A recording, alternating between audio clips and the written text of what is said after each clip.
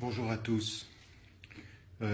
J'avais prévu déjà de pouvoir intervenir et de dire quelques mots sur la situation, sur ce qui se passe en France, ce qui se passe dans le monde, la politique nationale, mais également la politique internationale. Un certain nombre de choses qu'il faut dire, un certain nombre de choses qu'il faut aujourd'hui pouvoir affirmer avec force. Ce qu'on entend aujourd'hui comme discours, alors d'abord, je le répète pour ceux qui ne l'auraient pas entendu, la condamnation absolue et totale de ce qui s'est passé en France et qu'il faut de ce point de vue affirmer avec force la condamnation et puis la sympathie et l'empathie avec les familles de toutes les victimes.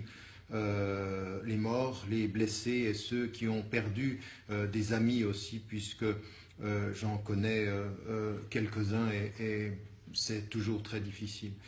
Après tous ces moments et toute cette émotion, vient aujourd'hui, on l'entend, l'analyse et les discours qui sont tenus par les uns et par les autres sur la situation.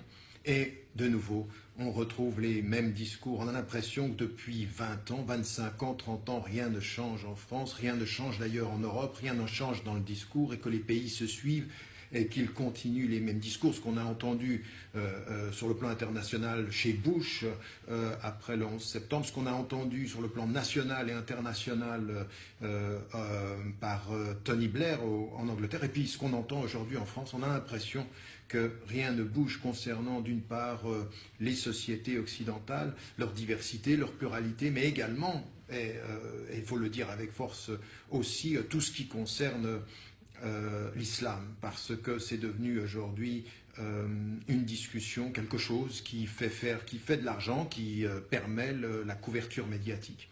Et qu'est-ce qu'on entend de nouveau, alors que ce sont, et on le sait, toutes les recherches qui ont été faites, de pouvoir dire que là, excusez-moi, un petit problème technique, mais de pouvoir dire en l'occurrence que je n'ai jamais travaillé pour le gouvernement Blair, j'étais dans une task force avec des conditions, celle de la parole libre, et je n'ai assisté qu'à 2 rencontres totalement libres et absolument pas financées. Ça c'était juste entre parenthèses, puisque le Monde avait voulu de ce point de vue-là dire que je me notabilisais avec les gouvernements. J'ai toujours accepté de discuter avec les gouvernements, jamais accepté de me compromettre, et jamais je ne le ferai. Et là, en l'occurrence, qu'est-ce qu'on voit? Le discours, l'intégration des musulmans en France. Mais l'intégration, elle est faite, ça n'a rien à voir avec ça. Ces jeunes qui sont nés, en l'occurrence, en France ou en Belgique ou en Angleterre ou en Allemagne ou aux États-Unis, leur problème, ce n'est pas l'intégration religieuse et l'intégration culturelle. L'immense majorité des citoyens, eh bien, ils respectent la loi, ils sont de la nation, ils se sentent chez eux. Il faut arrêter avec ça, l'intégration, c'est terminé.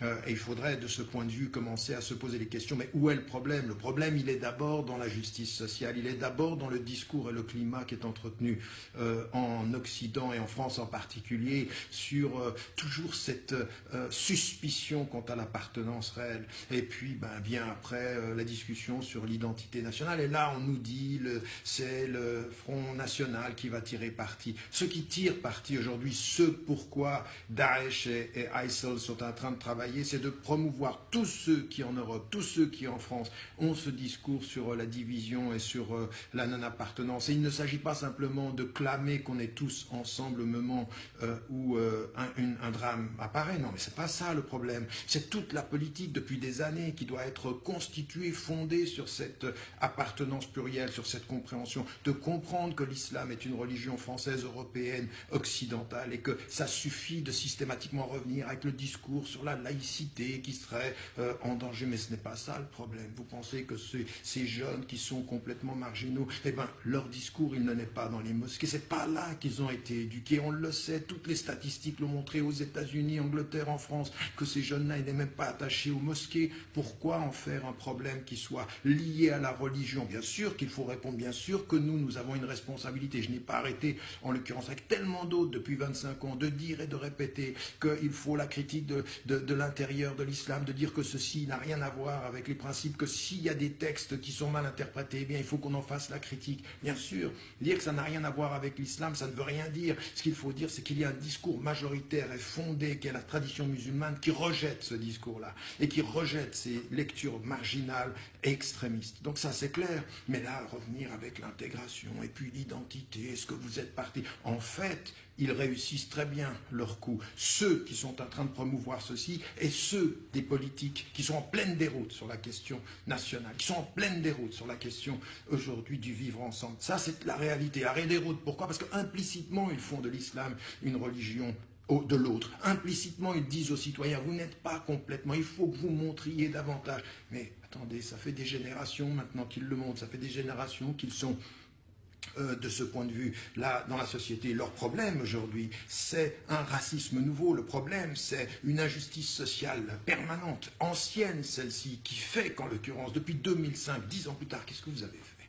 Mais qu'est-ce que vous avez fait, vous de la droite, vous de la gauche, si ce n'est donner du pain à manger et à boire au Front National? Qui dit, ben, c'est un échec. Ben, c'est un échec pourquoi? Parce que vous avez ethnicisé, islamisé, complètement déporté le problème. Et alors maintenant vous utilisez et instrumentalisez au nom de cette unité nationale. Vous l'avez fait en 98, la France était bleu, blanc, beurre quand on gagne. La France elle est bleu, blanc, beurre quand on perd ou quand on se fait attaquer. La France elle est bleu, blanc, beurre entre la défaite et entre la victoire. Elle doit être plurielle, culturellement, religieusement. C'est la France d'aujourd'hui, et ça, il faut le dire. Alors ça, c'est une première déroute. La deuxième déroute, c'est sur la scène internationale.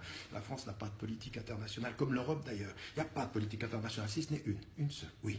Suivre les États-Unis, suivre ce discours. Et alors là, on se rend compte qu'on a eu récemment, hier, Hollande, c'était Bush, version française. Nous allons leur montrer, nous allons attaquer, nous n'allons pas avoir peur. Mais attaquer quoi? Attaquer quelle population syrienne? Vous attaquez véritablement Daesh seulement? Vous ne tuez pas des innocents? Vous ne faites pas dans l'aveuglement? Ou alors, quand vous n'attaquez pas, en l'occurrence, vous faites aussi des morts innocents? Vous êtes en guerre à l'extérieur. Alors dire, il nous déclare la guerre, mais non, vous avez de ce point de vue-là, dans votre politique internationale qui n'a pas de vision, je ne sais pas où on va, je ne sais pas où la France va, je ne sais même pas où l'Europe va, je sais simplement que les États-Unis, en déstabilisant le Moyen-Orient et en revenant avec plus de sécurité, est en train de se réinstaller dans le jeu international parce qu'elle perd économiquement, elle gagne en politique sécurité. En l'occurrence, ici, ce qu'il faut qu'on mette en évidence, qui est quand même important, c'est qu'on entend aujourd'hui ce discours, qui est un discours de va-t-en-guerre, avec quelle vision? Avec quelle vision? Qu'est-ce que l'on a proposé aux Syriens? Qu'est-ce que l'on propose aux Syriens en disant « on ne veut pas de Bachar el-Assad ». Mais bien sûr, c'était un assassin. Mais où étiez-vous les autres années avant? Où étiez-vous dans la politique de gauche, sous Mitterrand, comme ensuite sur ceux qui l'ont précédé? Où étiez-vous quand il s'agissait de défendre la démocratie des peuples, quand vous avez soutenu Ben Ali, quand vous avez soutenu jusqu'à celui que vous avez finalement voulu exécuter parce que sans doute il savait trop de choses en la personne, le colonel Kadhafi. En l'occurrence aussi avec ce qui est la politique internationale, ce qui a été le Mali, on ne peut pas se prévaloir des valeurs universelles de l'humanisme et agir autant en contradiction sur le terrain international. Ce n'est pas possible. Et donc, en l'occurrence, il faut qu'on en vienne ici à une vraie question. C'est, non, ils n'ont pas de problème avec vos valeurs, et les musulmans n'ont aucun problème avec les valeurs. Les Français de confession musulmane, les Européens de confession musulmane n'ont aucun problème avec les valeurs universelles que nous partageons.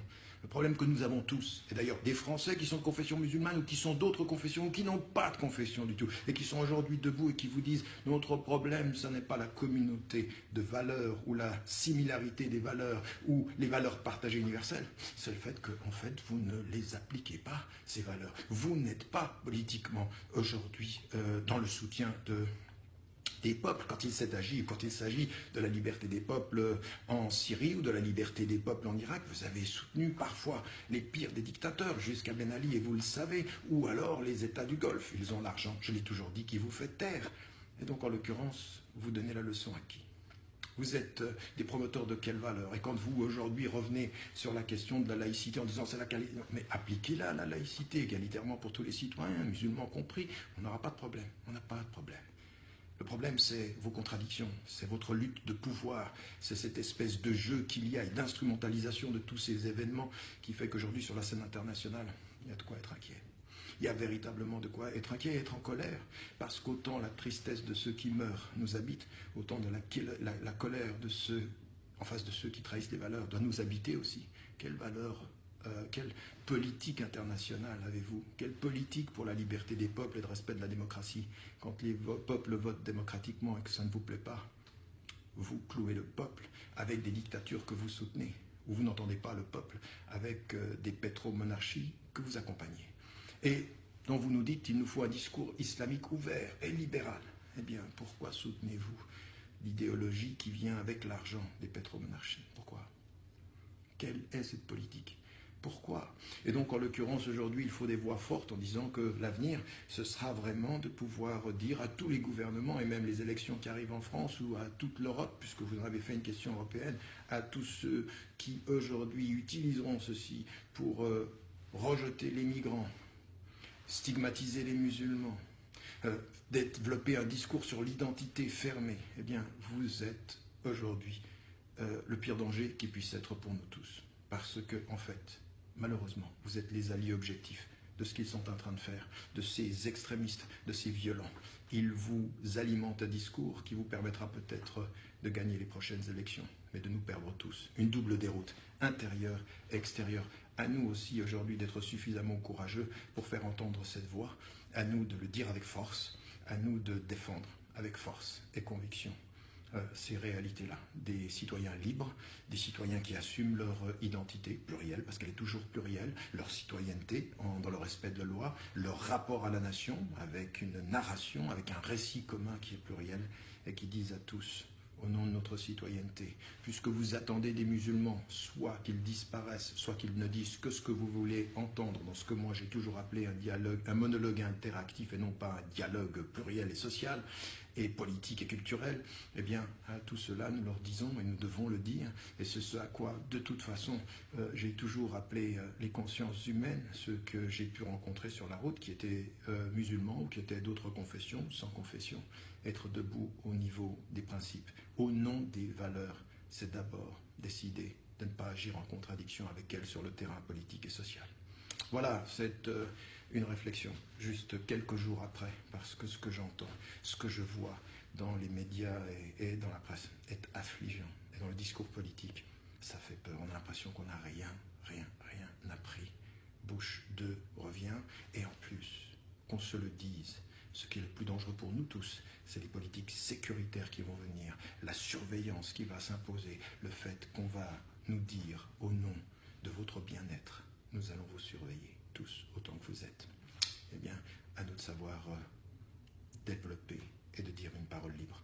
À bientôt, je l'espère, sur ces antennes, puisque c'est ici qu'on peut se retrouver. Portez-vous bien, prenez soin de vous. N'oubliez pas de dire à ceux que vous aimez, que vous les aimez, parce qu'au fond, c'est là l'essentiel.